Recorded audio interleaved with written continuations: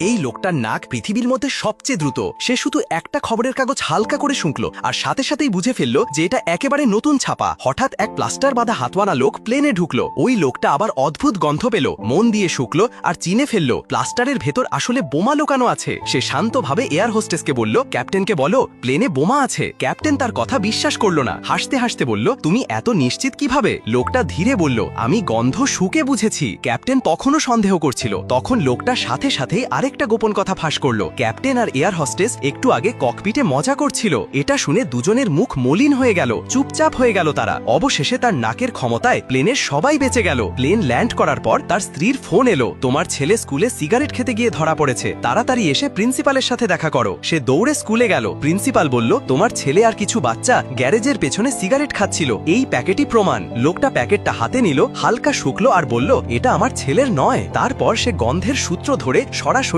আসল সাপ্লায়ারের কাছে পৌঁছে গেল। মাটিতে পড়ে থাকা ব্যাগ তুলে বলল, এটা তোমার না। ছেলেটা চুপ রইল। লোকটা ধীরে ব্যাগটা উল্টে দিল আর সেখান থেকে অনেক সিগারেট বেরিয়ে এলো। সে শান্তভাবে বলল,